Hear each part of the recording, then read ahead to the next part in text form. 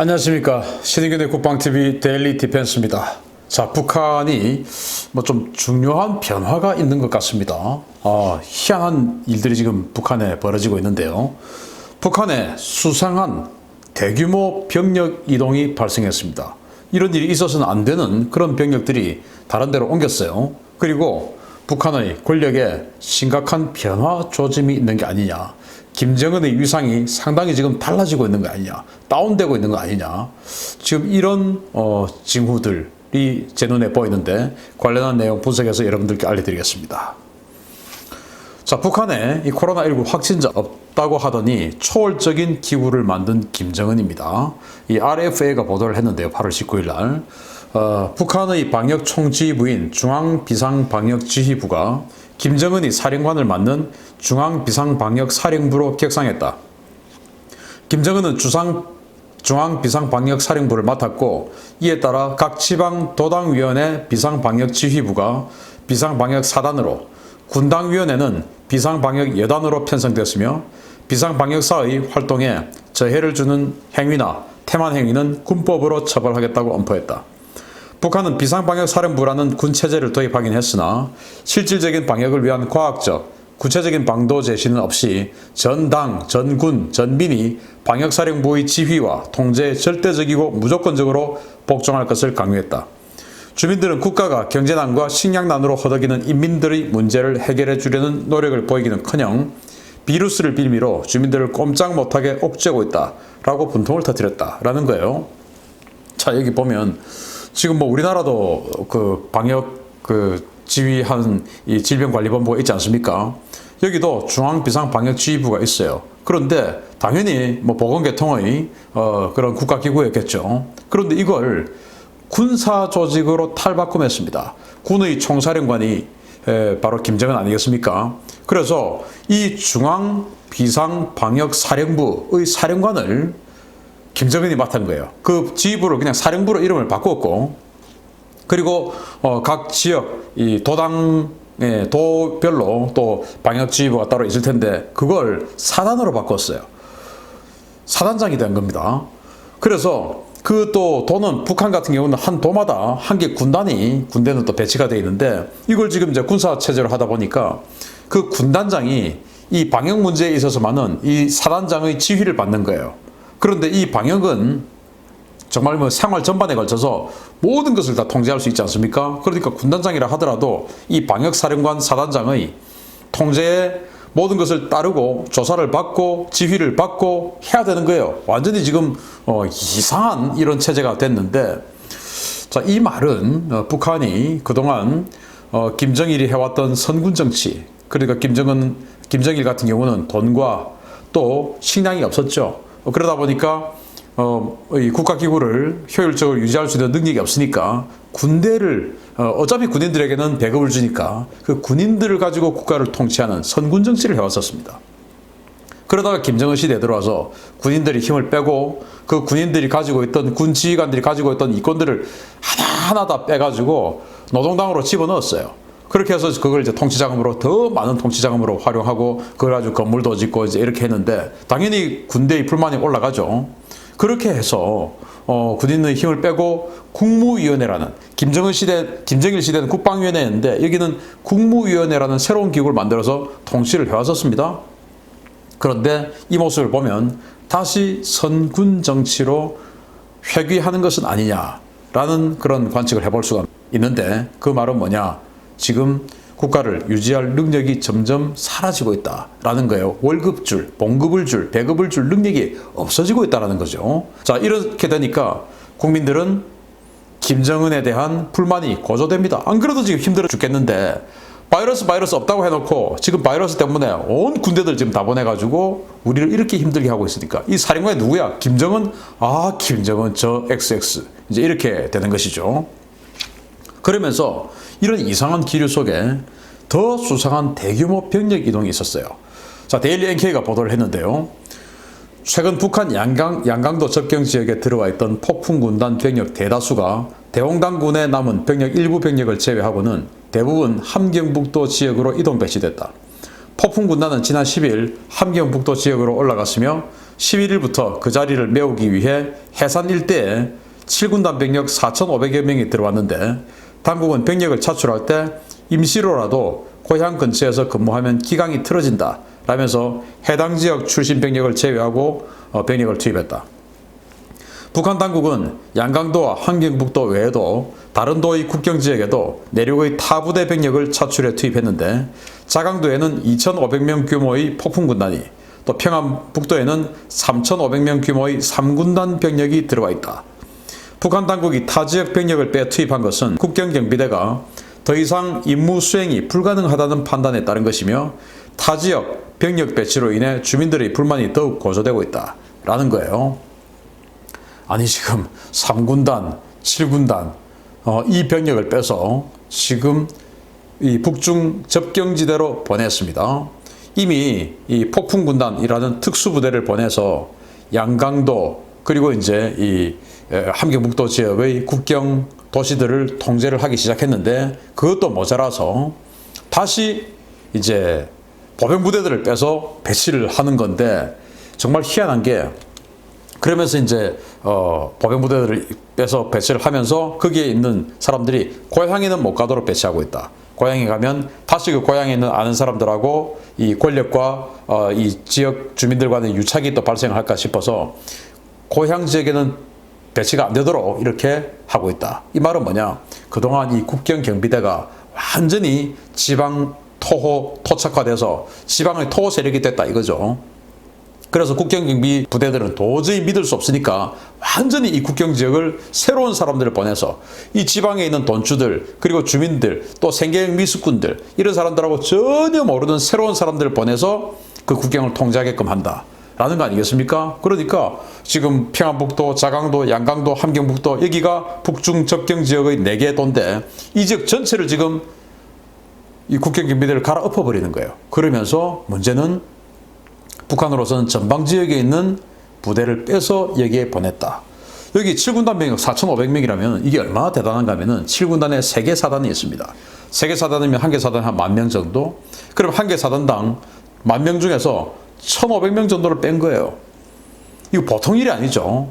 우리 군대 입장에서 15%를 갑자기 감축을 해서 어딘가로 보내라. 이거 어마어마한 일이에요. 이런 일들을 하고 있는데 자 그러면은 이 3군단과 7군단, 폭풍군단은 무슨 일을 하는가, 또 어느 지역에서 하는가 보겠습니다. 자, 이 폭풍군단은 평안남도 덕천시에 주둔하고 있는데 임무는 특수전 그리고 영변 방어예요. 덕천에서 바로 강만 건너면 바로 거기가 영변입니다. 바로 북한의 핵 단지죠. 그리고 그 영변에서 조금만 더 자강도 쪽으로 들어가면 여기 역시 핵시설들, 미사일 시설들이 산재해 있는 곳입니다. 바로 북한은 핵 개발의 메카라고 할 수 있죠. 여기를 방어하는 왜냐 미국의 특수부대들이 언제 들어올지 모르니까 이 방어부대로서 평시에는 이 폭풍군단이 작전을 하고 전시에는 이제 특수전을 하러 남쪽으로 내려가는 이런 임무를 가지고 있는데 이걸 지금 빼서 자강도와 함경북도 지역에 대거 배치하고 있는 것이죠. 자 그리고 3군단입니다. 3군단 여기는 남포직갈시에 주둔하고 있는 부대인데 다른 대부분의 이 군단들은 이 전연 4개 군단을 빼고는 전부 1개 도에 1개 군단씩 있어요. 그런데 이 3군단만 유일하게 남포직할시 하나의 그냥 3군단의 통째로 다 들어가 있습니다. 왜냐? 바로 평양을 방어해야 되기 때문에. 그래서 평방사령관과 함께 이 3군단장은 가장 출신 성분이 좋은 가장 믿을 수 있는 사람을 임명을 해요. 과거에 이제 김정일이 집권을 하고 있을 때 그때 장성택의 형이 이 3군단장을 오랫동안 하고 있었습니다. 그 정도로 믿을 수 있는 사람만 3군단장을 시키는데 그 정도로 중요한 부대라는 겁니다. 여기에 병력을 빼서 지금 평안북도로 보냈습니다. 자, 7군단은 뭐냐? 지금 함경남도에 주둔하고 있는데 주로 신포와 안변군 이쪽에 있어요. 이 말은 뭐냐? 신포와 원산 지역을 방어합니다. 그런데 여기에 있는 부대원 4,500명이나 빼가지고 지금 이 양강도 해산 지역 이 지역으로 보냈다. 자 그런데 이 3군단과 7군단 이 남포와 원산은 각각 한미연합해병대가 상륙하는 상륙지점입니다. 여러분들 아마 원산으로 상륙한다, 남포로 상륙한다 이런 말 많이 들어보셨을 겁니다. 그래서 우리 한미연합해병대가 전시에 역습작전을 감행할 때 최종적으로 평양을 타격하기 위해서 상륙작전을 감행을 하는데 그 상륙 지점이 과거에는 주로 원산 지역으로 상륙해서 이 옆구리를 치는 것이고 최근에는 이제 남포로 상륙을 해서 바로 그냥 평양을 때려버리는 이런 개념으로 지금 바뀌고 있는데 선택은 전장 상황에 따라서 할 수 있어요. 그래서 항상 우리 해병대는 한국 해병대는 미국 해병대와 같이 한 번은 원산으로 상륙하는 훈련을 하고 한 번은 남포로 상륙하는 이 초도 점령하고 남포 앞에 있는 초도를 점령하고 이것을 베이스로 해서 다시 남포를 점령하는 이런 훈련들을 해가거든요. 그러면은 이 3군단과 7군단이 얼마나 중요합니까? 더군다나 지금 한미연합 훈련 시작했어요. 그리고 미국의 아메리카 강습 상륙전단이 동해로 들어왔어요. 6대의 폭격기 B2, B1 폭격기들이 들어와서 동해에서 무력 시위를 했어요. 엄청나게 중요한 이 시기에 바로 이 병력들을 해안방어부대의 병력들을 빼서 지금 후방 중국과의 접경 지역에 보냈다. 이거 참 대단한 일이죠. 이 7군단에는 3개 사단이 있는데 2개는 차량화 방어사단, 1개는 교도사단이에요. 아마 이 심포나 안변을 주로 방어하는 교도사단에서 병력을 빼서 보낸 것 같은데 이렇게 되면 사단이 거의 기능을 상실하는 거예요. 정말 도저히 이해할 수 없는 이런 행위가 펼쳐지고 있는데 그 정도로 국경지역이 도저히 중앙정부에서 통제할 수 없을 만큼 썩었다 이거죠. 자, 그래서 병력 이동 배치는 김정은이 직접 지시를 내렸다 라고 또 이야기를 합니다. 그래서 주민 불만이 폭증합니다. 나쁜 거는 김정은이 지금 다 지시한 거예요. 지금 방역사령부 만들어가지고 그 방역사령관도 김정은이야 이렇게 해서 정말 사람들 힘겹게 해요. 자, 그러면서 또 이렇게 병력 이동 배치해서 새로 알지도 못하는 군인들 들어왔는데 지금 보도에 따르면은 실탄 장전된 총을 들고 왔는데 30발들이 탄창을 장전을 해 있고 여기에 공포탄 3발 그리고 실탄 27발을 놔뒀답니다. 실제로 말 안 들으면 쏘겠다 이거죠. 실탄을 들고 다니면서 지금 총을 들고 다니고 있으니까.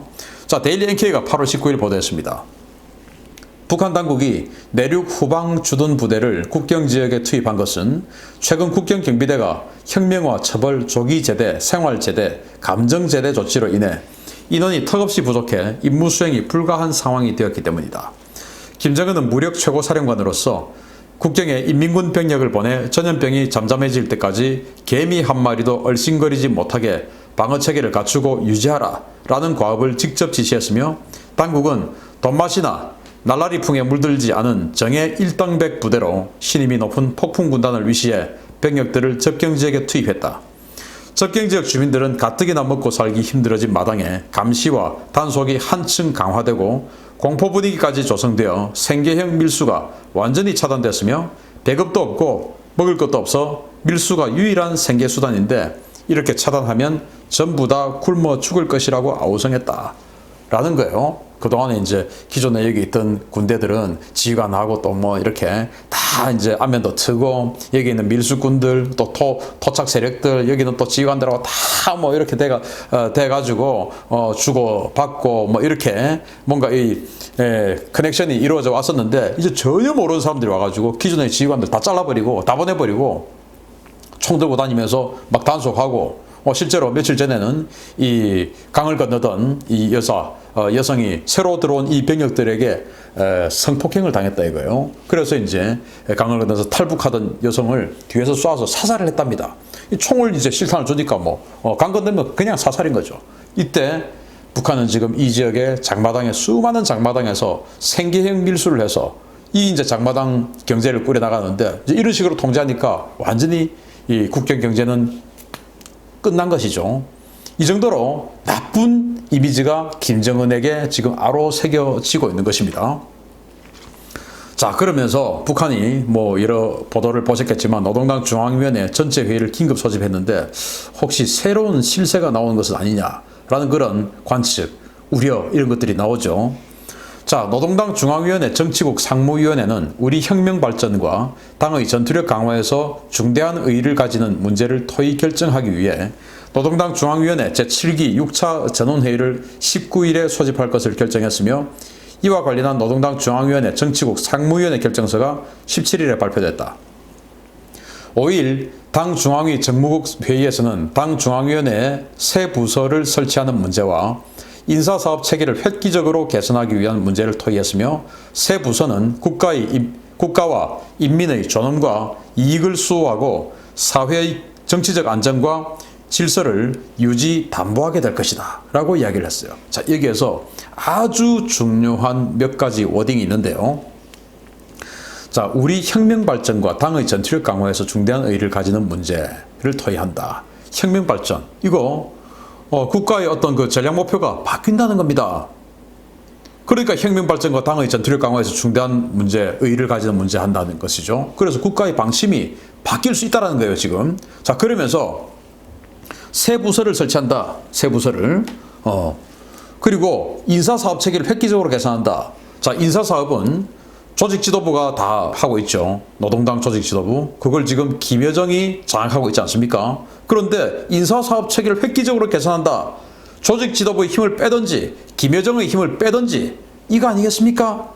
그리고 새 부서를 설치한다. 과거에 김정일 시대 국방위원회, 지금은 김정은 시대 국무위원회. 자, 이것을 대체하는 새 부서가 나올 수 있는 거예요. 새로운 권력 체계가 나올 수 있다 이거죠.